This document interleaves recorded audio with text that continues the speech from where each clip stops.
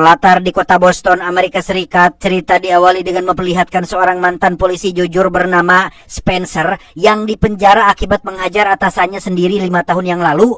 Tepat hari ini, ia akan dibebaskan karena masa hukumannya sudah habis, di mana salah satu napi yang memang tidak suka dengannya pun mengajak napi lain untuk menghajar Spencer sebagai bentuk perpisahan dari mereka semua.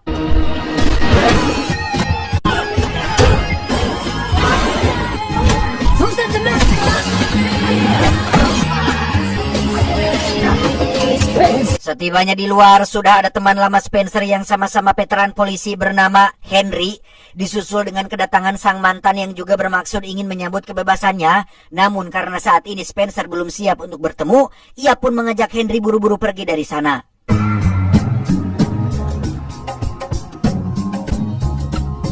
Henry pun membawa Spencer ke apartemen kosong milik sang ayah untuk Spencer tinggal sementara waktu. Tak hanya Henry yang menyambut baik kedatangannya, mereka juga kedatangan teman sesama polisi lain yang masih bertugas sampai sekarang bernama Driscoll, yang siap membantu jika Spencer membutuhkan apa-apa. Impressive how you did your time. Irene and the boys. You got it, Spencer. Let's go see your girlfriend. Dikira akan tinggal seorang diri, Henry rupanya membawa tahanan lain bernama, kita panggil saja Samsul, yang akan tinggal bersamanya. Beliau menambahkan bahwa mendiang sang ayah Samsul adalah teman baiknya sewaktu SMA dulu, sehingga mengetahui Samsul hidup sebatang kara dan sama-sama baru keluar dari penjara, membuat Henry merasa perlu untuk merawatnya.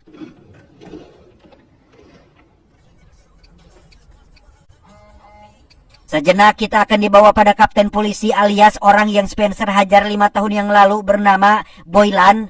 Saat sedang dalam perjalanan pulang itulah, beliau mendapat panggilan darurat dari teman kantornya yang meminta segera datang ke sebuah terminal bus. Tapi tiba-tiba...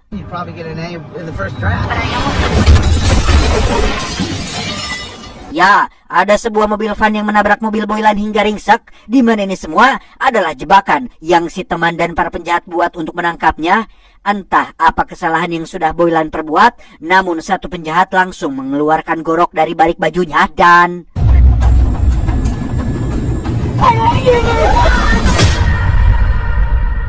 Keesokan paginya, si teman yang bernama Terry ditemukan oleh sang istri sudah tewas bundir di dalam mobil van pribadi yang sudah rusak parah, disusul dengan berita kematian Kapten Boylan dan Terry yang menggemparkan seisi kota Boston. Dari hasil investigasi, diketahuilah bahwa Terry bundir setelah menghabisi nyawa Boylan. There's no way. I was in tactical training with him. Spencer yang menonton beritanya pun sangat dibuat geleng kepala dengan hasil investigasi, karena sejauh yang ia tahu, Terry adalah polisi baik dan tidak mungkin melakukannya. Bahkan sang istri yang bernama Tia ini pun sama dibuat kecewanya dengan pihak penyelidik yang seolah menutupi atau tutup mata terhadap kasus tersebut. Let it go. Karena penasaran, Spencer pun menemui Tia dan menanyakan apakah Terry punya masalah dengan Boylan. Tia menjelaskan bahwa mereka sangat dekat, bahkan baru-baru ini sering mengajak suaminya minum bareng. Merasa semua semakin janggal, Spencer meminta Tia untuk selalu waspada, sementara ia sendiri akan pergi ke bar tempat biasa para petugas minum.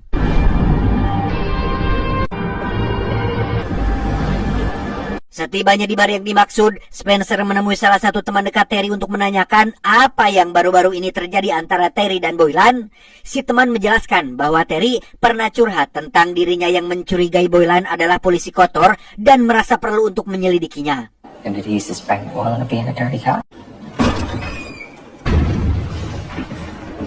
Tak lama, mereka kedatangan polisi lain bernama McLean alias teman satu angkatan yang kini menjadi sersan polisi menggantikan Terry. Melihat tampang tengil seperti Spencer berkeliaran di wilayahnya, membuat McLean dan polisi lain menjadi risih sehingga...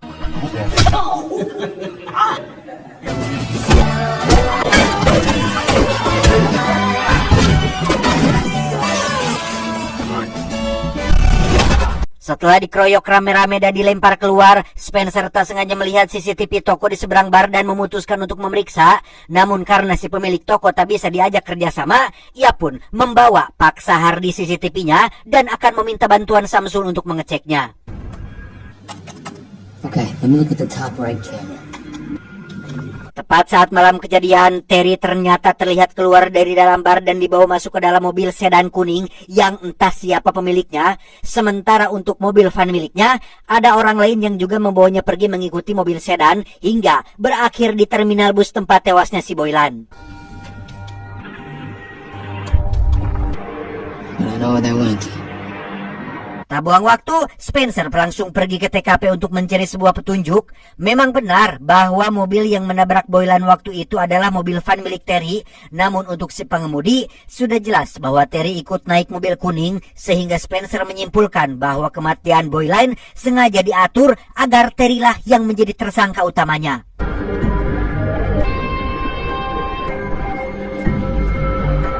Tak hanya itu saja, Spencer juga menemukan bekas tusuk gigi di lokasi TKP yang pastinya adalah milik Driscoll karena memang selalu menggigitnya kemanapun ia pergi. Penasaran, ia pun menemui Driscoll untuk menanyakan apa yang ia temukan di TKP, di mana Driscoll yang kini menggantikan jabatan Boylan menjawab bahwa dirinya tidak pernah pergi ke lokasi TKP sama sekali. Just shoot himself. Let this one go. I gotta get back to work. I ain't getting no younger. Sepulangnya dari kediaman Driscoll, Spencer pergi ke tempat latihan tinju untuk menemui Samsul. Karena setelah si Samsul keluar dari penjara, Henry menyuruhnya untuk menjadi seorang petinju dan meminta Spencer mengajarkannya beberapa teknik dasar. You see that? You're missing it. Selesai latihan, mereka pun pergi ke kafe untuk sarapan bubur ayam. Secara kebetulan, ada si mantan yang bernama Davis menanyakan kenapa Spencer tak kunjung menemuinya setelah keluar dari penjara. Spencer menjawab bahwa ia akan pindah ke Arizona dan tak ingin mengecewakannya, sehingga sebagai bentuk perpisahan, Davis pun memberikan sedikit kenang-kenangan untuknya.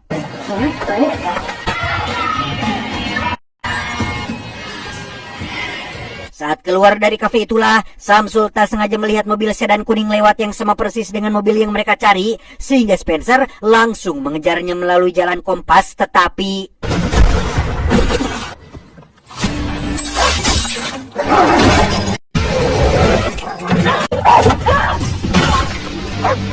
gara-gara anjing tetangga yang terus mengejar, kini Spencer kehilangan jejak mobil kuningnya dan harus pulang dengan celana kotor sobek-sobek. Kesal, ia pun memarahi Samsul karena tidak ikut membantu dan malah ngajanteng saja di pinggir jalan, tanpa sadar jika Samsul diam-diam sudah mengingat plat nomor mobilnya. What? 89053. Masih di hari yang sama, mereka pun pergi ke kantor Samsat untuk menanyakan siapa pemilik mobil kuning. Setelah dilakukan pengecekan, diketahuilah bahwa pemilik mobil kuning itu adalah seorang bandar barang haram bernama Charlie. Entah apa hubungan Terry, Boylan dan orang ini, Spencer yang tahu betul di mana Charlie akan berada pun mengajak Samsul segera pergi dari sana. Don't come back. Hey, huh? Ditemani Henry, mereka bertiga mengawasi Charlie dari halte bus di seberang jalan. Disinilah Spencer bercerita bahwa selain seorang bandar besar, Charlie juga adalah penjahat bayaran yang tidak segan-segan menghabisi targetnya. Namun, entah karena alasan apa, pihak kepolisian tidak pernah bisa menyentuhnya. I think it's time you tell me what's really going on here. There's a girl named Gloria Wisniewski.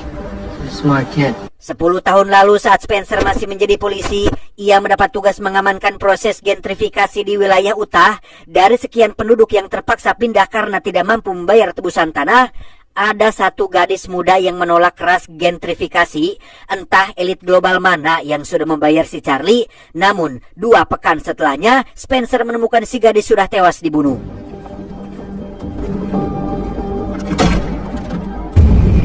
Meski kasusnya sudah diserahkan pada bagian pembunuhan, tetap saja Spencer peduli ingin ikut andil dalam penyelidikan. Namun hal itu tampaknya percuma karena pihak penyelidik langsung menutup kasus si gadis. Penasaran, ia pun mengajukan diri untuk melakukan investigasi. Namun Boylan langsung memotong bahwa kasus ini tidak lebih penting dari gentrifikasi yang sedang mereka urus. Because you should be. You're very. Why? Wake up. Alhasil, Spencer melakukan investigasi mandiri dan berhasil mendapatkan barang bukti berupa CCTV yang menimpalkan jelas pembunuhan terhadap si gadis. Namun Boylan hanya menganggap itu adalah editan. Muak dengan sistem yang bobrok, ia pun pergi ke rumah Boylan untuk meminta penjelasan. Namun karena Boylan heras hulu, Spencer yang rungsing sejak awal pun membogemnya hingga babak belur. Dan itu jugalah alasan kenapa Spencer bisa masuk penjara.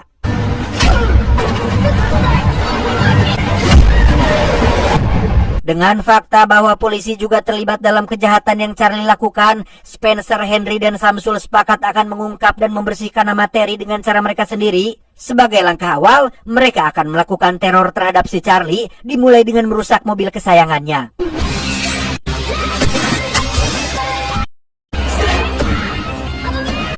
Esoknya, Spencer mulai membuntuti kemanapun si Charlie pergi, hingga satu momen ia mendapati si Charlie melakukan pertemuan dengan McLean alias sersan pengganti Terry, memberikan sekantong uang yang entah uang apa itu. Secara kebetulan, Spencer juga bertemu dengan agen FBI yang juga membuntuti McLean karena dicurigai ada main dengan para penjahat.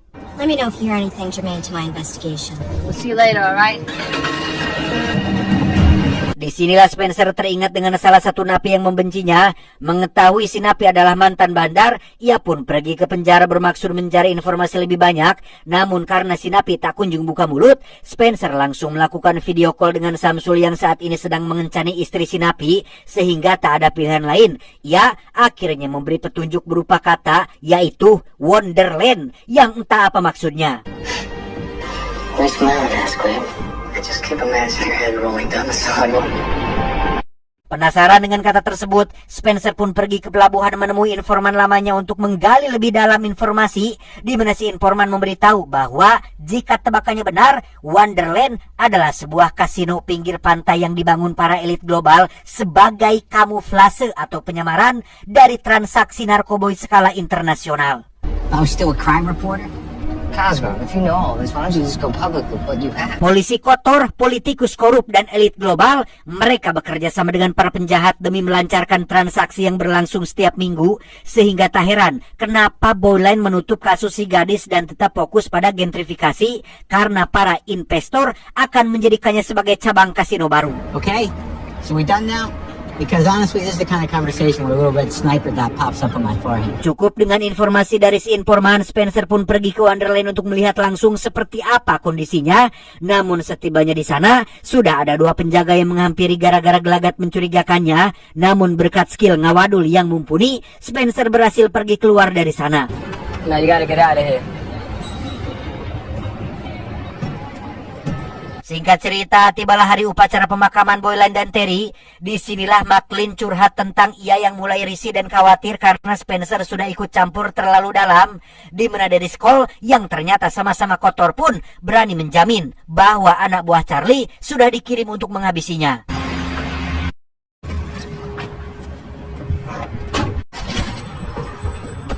Dan benar saja, tepat saat Spencer sedang membeli burger itulah, ada beberapa orang mencurigakan yang mengikutinya, sehingga ketika Samsul sedang menunggu di dalam mobil sambil mendengarkan musik, tiba-tiba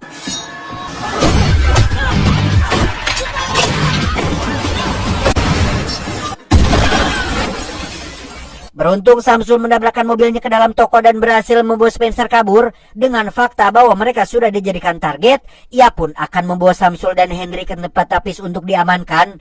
Awalnya Dapis menolak dengan alasan sudah tidak ingin berurusan lagi dengan Spencer. Namun setelah mendengar semua kejadiannya, ia pun akhirnya mengizinkan mereka tinggal.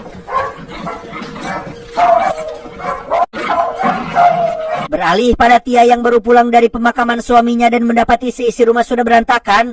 Setelah meminta Spencer segera datang, ia curiga jika Terry menyembunyikan sesuatu yang tidak ingin pihak manapun mengetahuinya. Dan benar saja, satu hari sebelum Terry tewas, ia sempat menitipkan sebuah rekaman yang harus dia berikan pada pihak FBI. Namun karena saat ini tidak ada yang bisa dipercaya, Spencer pun meminta rekamannya untuk diperiksa. I'm good for you. I'll call you when I know something, okay? Dalam rekaman yang berdurasi singkat itu, Terry yang merupakan polisi jujur dan teman dekat Boyline pun bermaksud membantunya keluar dari sirkel dunia hitam dengan membocorkan siapa saja yang ikut terlibat. Sebagai gantinya, Terry akan membantu Boyline mendapatkan jabatan baru. Give me something good to whet their appetite. The feds. Boyline akhirnya setuju dengan memberitahukan siapa saja yang ikut terlibat, yaitu Wonderland dikendalikan oleh Charlie. Charlie bekerja untuk McLean dan mereka berdua bekerja untuk Driscoll yang membuat transaksi selama ini berjalan lancar. Namun sebelum Terry membuat laporannya, pertemuan mereka keburu diketahui oleh pihak Samsul. Bahkan orang yang sudah menghabisi Terry dan Boyline tidak lain adalah si Driscoll itu sendiri.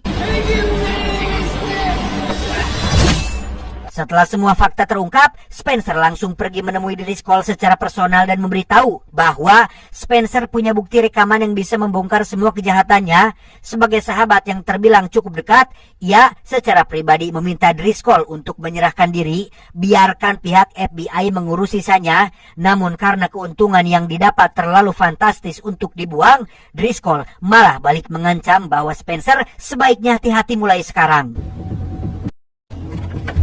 My roommate. Karena Driscoll terbenang di pepatahan, Spencer kembali menemui si agen FBI dan memberikan bukti rekaman suaranya. Namun hal itu katanya tidaklah cukup untuk meringkus semua personil Wonderland dengan alasan mereka berani membayar para petinggi dan menganggap jika semua bukti audio dan visual hanyalah hasil editan semata. Oh my god, that's bullshit. I'll make it clear. With the Trinitarios every week. Kapalang edan, Spencer pergi ke tempat Charlie dan menginterogasinya dengan cara yang tidak main-main. Setelah mendapatkan informasi jadwal pengiriman barang selanjutnya, ia ditemani Samsul langsung menuju ke lokasi untuk mencuri semua barangnya dan... Excuse me, sir, you okay? God, you got blood. Setelah mengamankan semua barang di dalam garasi milik Davis, kini mereka tinggal pergi ke Wonderland dan menyerahkan Charlie termasuk barangnya di hadapan FBI.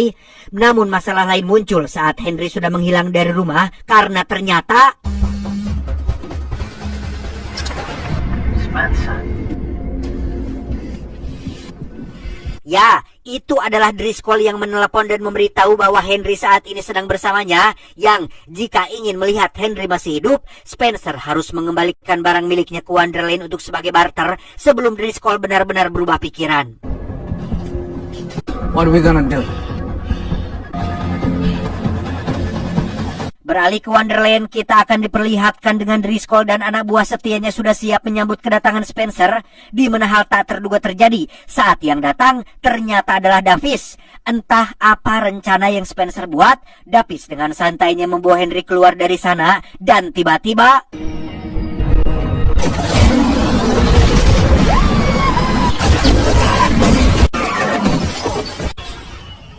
Beres mengacaukan kerumunan dengan sebuah mobil kontainer, Spencer dan Samsul langsung turun mengejar Driscoll yang kabur ke dalam gudang.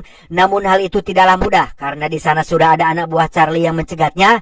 Sementara Spencer melanjutkan pengejaran, Samsul akan menghajar para bajingan ini seorang diri.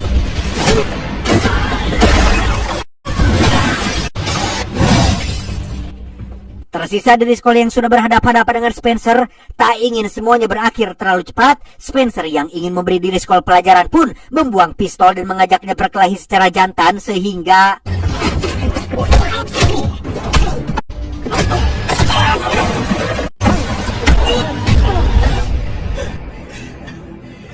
Pada akhirnya, Spencer berhasil meringkus komplotan Wonderland dan mengikatnya bersama setumpuk barang bukti yang tidak bisa terelakkan lagi. Setelah pihak FBI dan polisi jujur memvonis para tersangka, berita tentang kembalinya nama baik Terry pun mulai disiarkan di berbagai saluran nasional. Sementara untuk Spencer CS, mereka terlihat sudah berkumpul di salah satu kafe untuk merayakan keberhasilan ini.